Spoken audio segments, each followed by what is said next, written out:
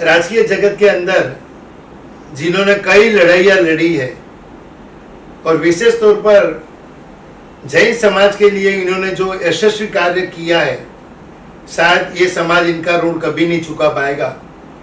ऐसे भाई प्रदीप भाई जैन भारत सरकार के पूर्व कैबिनेट मिनिस्टर हमारे साथ मौजूद है। प्रदीप भाई, आपसे तो सवाल करने के लिए तो इतने सारे सवाल है कि क्योंकि आपने काम ही इतना सारा किया है समाज के लिए, देश के लिए। मैं ज़्यादा वक्त आपका नहीं लूँगा, लेकिन जो जैन समाज के लिए जो राजीव गांधी जी की सरकार ने जो काम किया है, लेकिन हम जैन लोग भूल चुके हैं, तो वो हम चाहते हैं कि आप फिर से एक बार बताएं, तो हम लोग उसमें एक कार्य में आपके साथ जुड़े और जो समाज को जो फायदा होता है वो हम आपसे आज सुनना चाहते हैं। सबसे पहले मैं आपका बहुत अभिभूत हूँ और हार्दिक हुंडिया स्टार रिपोर्ट एक ऐसा नाम है जिसने न केवल देश के अंदर विदेश में भी लोगों के दिलों में स्थान बनाया है, क्योंकि सत्य की लड़ाई लड़ने वाले और सबको संगठित करके दिशा देने वाले देश में अकेले आप हैं। समाचार पत्र बहुत सारे हैं, सहयोग भी करते हैं, लेकिन दिशा से दशा को बदलने का काम आप जो करते हैं वो बहुत ही अविस्मरणीय और प्रशंसनीय है। और मैं आज अपने आप को सौभाग्यशाली मानता हूँ, आप आइजा के संस्थापक अध्यक्ष हैं, कि मैं आपके कार्यक्रम में नहीं जा पाया था। आपका स्नेह था, आपने हमें अपने साथ जोड़ा और मैं देखता हूँ कि आपकी एक बुलंद आवाज़ है और वो बुलंद आवाज़ को कोई दबा नहीं सकता। जिस तरह उत्तर प्रदेश के बड़ौत के घटना को, जिसमें जैन समाज के लोग काल कलवित हुए, महाकुंभ के अंदर भी काल कलवित हुए थे, लेकिन जैन समाज को कोई तवज्जो नहीं दी। सारे सांसदों, विधायकों और राजनीतिक दलों ने कहा, तो उसको आपने बहुत ही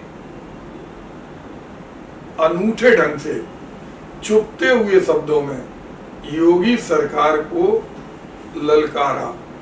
क्योंकि आपका लक्ष्य है कि जो हक है वो हक जिसका है वो उसको मिलना चाहिए, और ये आप जो मुहिम छेड़े हैं ये बहुत बड़ी मुहिम है, जो आप सम्मेलनों के माध्यम से सुदूर गांव के, क्योंकि हम लोग जानते हैं कि हमारे 7,76,543 ग्राम पंचायतें तालुका हैं, तो 7,76,500 तालुकाओं में जो जैन समाज के पत्रकार हैं, जो तीर्थंकर आदिनाथ से लेकर तीर्थंकर महावीर स्वामी तक जो दर्शन था, उस दर्शन को लोगों के लाभ के लिए पहुंचा रहे हैं।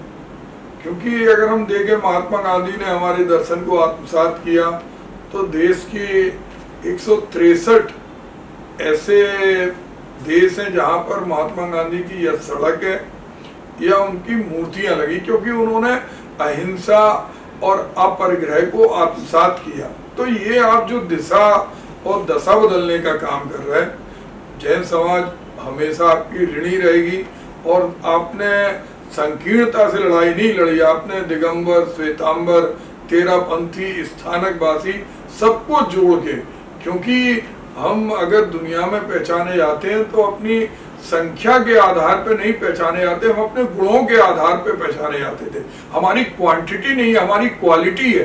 तो वो जो आपने काम किया है, मैं आपका बुंदेलखंड की तरफ से और पूरे देश की जैन समाज की तरफ से आपका आभार व्यक्त करता हूँ। और गुरुदेव की कृपा, माँ सरस्वती की कृपा और तीर्थंकर महावीर स्वामी की कृपाएं आप पे बनी रहे, ताकि आप निडरता और निर्भीकता से ये लड़ाई लड़ते रहें। और अब आपने जो क्वेश्चन पूछा है, क्योंकि जब से मैं राजनीति में आया, मुझे हमेशा लगता रहा कि दो संस्कृतियां देश में हैं, एक वैदिक संस्कृति है, दूसरा श्रमण संस्कृति है। और श्रमण संस्कृति किसी दूसरी संस्कृति से नहीं निकली, वो एक ऐसी संस्कृति है जहाँ पर अगर कोई तीर्थंकर भी बनता है तो वो अपने पुरुषार्थ के बल पर, कर्म के बल पे बनता है। अवतार बात को हमने नकारा है, और यही कारण है कि हमारे तीर्थ, हमारे देव शास्त्र, गुरु सबसे अलग है। हम पुरुषार्थ को मानते हैं, हम चमत्कार को नहीं मानते, हम सारे मिथ्यात्व के खिलाफ हैं। हम ये मानते हैं कि जो भी मिलेगा आदमी को उसके कर्म प्रदान करेंगे। तो आज इस संस्कृति को जीवंत रखने के लिए, तीर्थों को जीवंत रखने के लिए आवश्यकता थी कि जो जैन समाज है वो अल्पसंख्यक में आए, और ईश्वर की कृपा हुई, गुरुदेव की कृपा हुई, आचार्य श्री विद्यासागर जी की कृपा हुई, और चारों संतों के जो गुरुजन थे जब हम उनके चरणों में गए तो उन्होंने भी कहा कि अल्पसंख्यक होना चाहिए। इसलिए नहीं होना चाहिए कि स्कूल कॉलेजों में हमारे बच्चों को स्टाइपेंड मिले, स्कॉलरशिप मिले, इसलिए होना चाहिए कि हमारा दर्शन सुरक्षित रहे, पूरी दुनिया के अंदर लोगों तक संदेश जाए कि जैन दर्शन वो दर्शन है जिस दर्शन को चंद्रगुप्त मौर्य ने भी आत्मसात किया था और सभी लोगों ने किया। तो राहुल जी ने इस बात को समझा, और एक लंबे समय के बाद 2013 में हमें ये दर्जा मिला, और इस दर्जे के माध्यम से हमने अपने तीर्थों को सुरक्षित रखने में एक महत्वपूर्ण भूमिका निभाई, और जो हमारे शिक्षण संस्थाएं उनके अंदर भी नई शक्ति का सूत्रपात हुआ। और मैं ये समझता हूँ ये मैं तो केवल एक निमित्त मात्र था, बाकी सभी गुरु भगवंतों का आशीर्वाद था। और उनको भी लंबे समय तक बाल पाटिल वाला केस सालों तक सुप्रीम कोर्ट में चला। कई राज्यों में हम लोगों को अल्पसंख्यक का दर्जा मिला, लेकिन उसका कोई जब तक केंद्र ना करे तो वो केंद्र के साथ अब बहुत जगह हम लोग मजबूती से हैं। ऐसे भी ये बुंदेलखंड का जो मामला है जी, वो एक्चुअली क्या है, और हम लोगों को आपके साथ जुड़ के काम करना है, तो बताइए, हम आप मार्गदर्शन हमें करें इसमें। हार्दिक भाई, हमारे मन में केवल एक बात बुंदेलखंड के पहले मैं जरूर कहना चाहूँगा कि एक बार मोरपंखी पे रोक लग गई थी।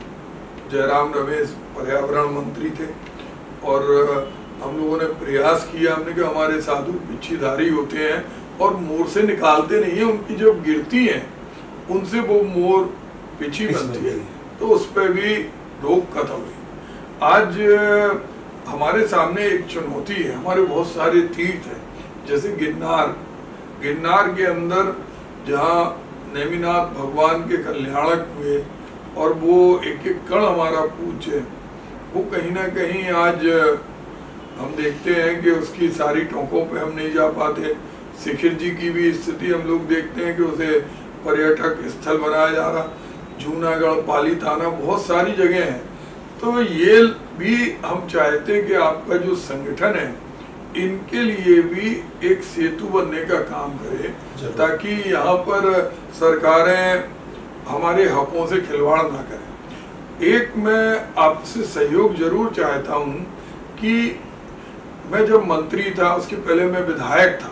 विधानसभा के अंदर एक बार क्वेश्चन आया कि नील गाय एक साल में 2 बार बच्चों को जन्म देती है और पूरी फसल को नष्ट करती है, तो नील गाय को गाय शब्द हटा दो और इसको मारने के लिए सरकार पुरस्कार की घोषणा कर दे।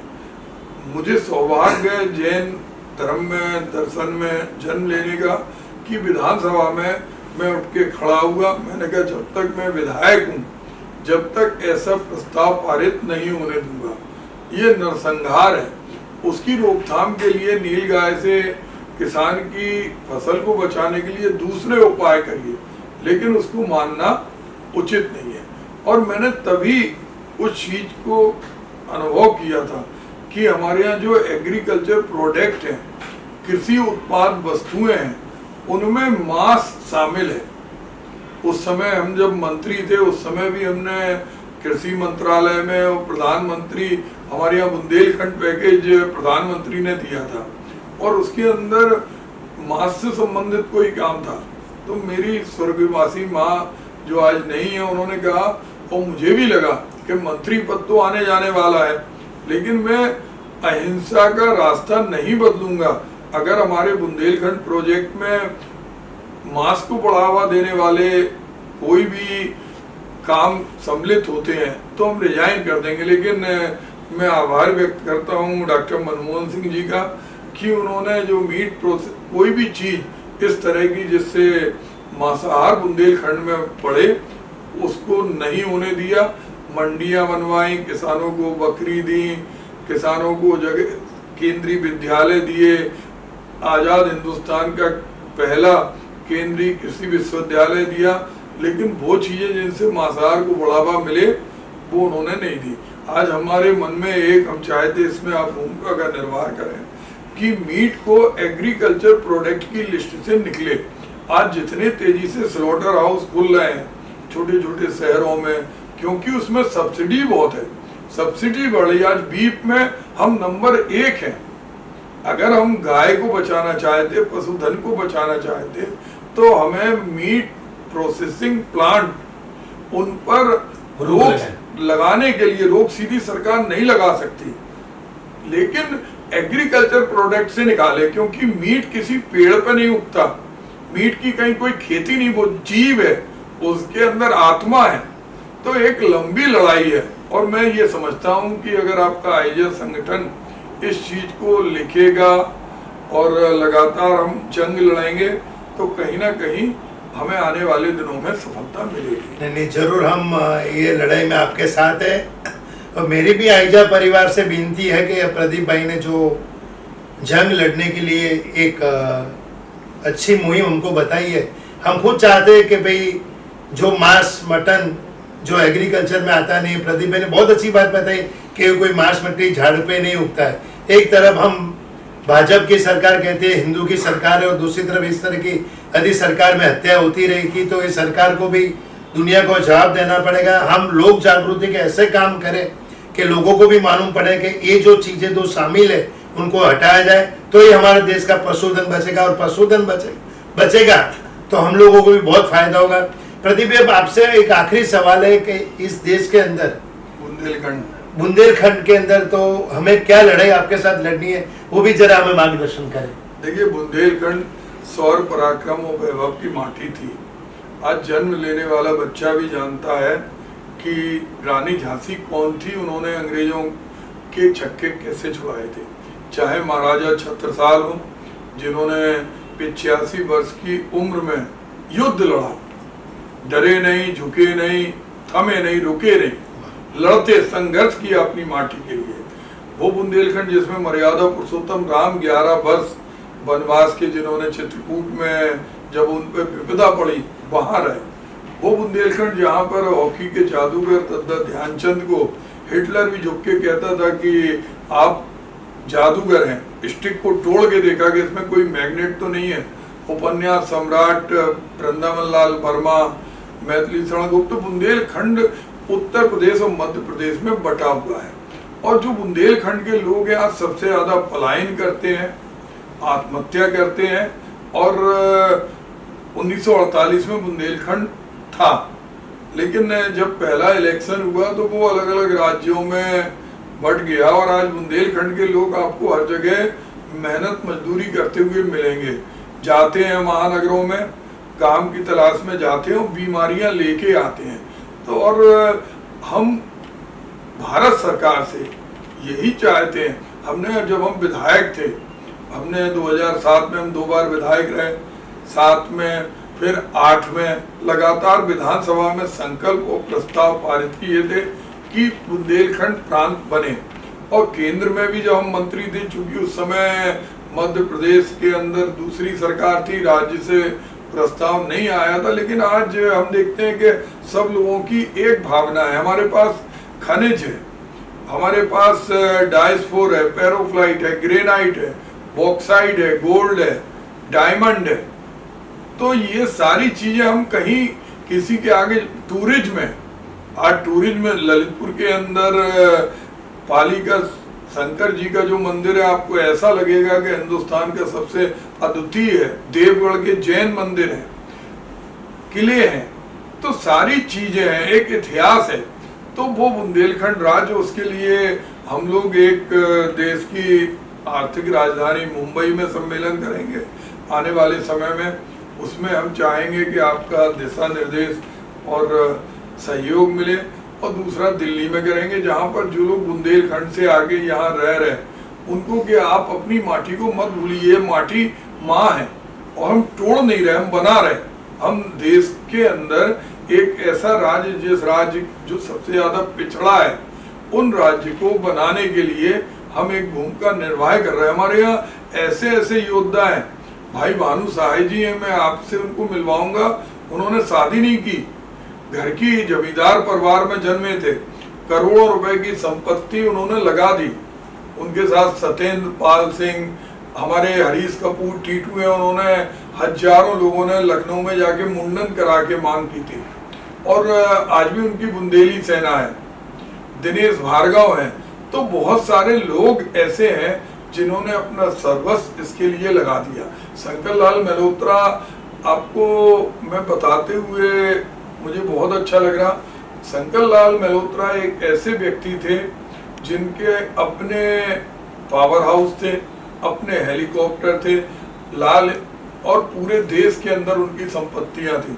उन्होंने इस आंदोलन में अपना सब कुछ लगा दिया। आज वो हमारे बीच में नहीं है और उनका सबका लक्ष्य ये है कि अगर हमारा भारत माता अगर अच्छे स्वरूप में आएगी तो हमें कहीं ना कहीं सबको सुखी करना पड़ेगा। आज बुंदेलखंड के लोग जो पलायन करते हैं, आत्महत्या करते हैं, दरबदर की ठोकरें खाते हैं, परेशान होते हैं, और सबसे ज्यादा खनिज संपदा, सबसे ज्यादा वर्क पावर होने के बाद तो वो निश्चित रूप से आगे रूप आएगा।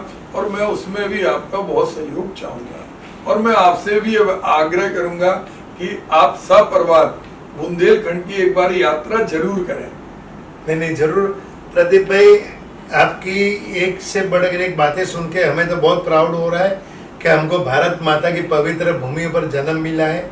और आपने जो देश के हित की बात की, मैं तो चाहूँगा कि देश का हर युवा, चाहे वो जैन हो, अजैन हो, कोई भी हो, जिनको भारत माता की रक्षा करनी हो, भारत माता के लिए कुछ काम करना हो, यदि वो युवा धन देश के पॉलिटिक्स में आना चाहता है तो प्रदीप भाई, उनके लिए आपका क्या संदेश है? देखिए, हमारे हर युवा से एक ही आग्रह है, क्योंकि भारत माता हमारी माँ है। एक माँ हमें जन्म देने वाली है, दूसरी हमारी भारत माता है। और भारत माता जब भी सुखी हो सकती है जब एक एक व्यक्ति राजनीति में जुड़े। हम अगर निष्क्रिय होकर बैठेंगे, अगर आज हम देखें दुनिया के वो देश जिन देशों के अंदर जागरूकता है, वो देश कहाँ से कहाँ पहुँचे। हमारे यहाँ वोटिंग ही कहीं 40%, कहीं 50%, कहीं 60%, वोट डालने नहीं जाते। इतना सरकारी अभियान के बाद तो जब युवा, जिनको राजीव जी ने वोट डालने का अधिकार दिया, वो अगर राजनीति में आएंगे, हम नहीं कह रहे कि वो सीधे चुनाव लड़ें, हम ये नहीं कह रहे कि किसी राजनीतिक दल से जुड़ें, लेकिन वो कम से कम मतदान के लिए लोगों को प्रेरित करें और अच्छे और बुरे किन के कार्य हैं उन पर जरूर आगे बढ़कर हिस्सा लें। निष्क्रियता युवाओं की निश्चित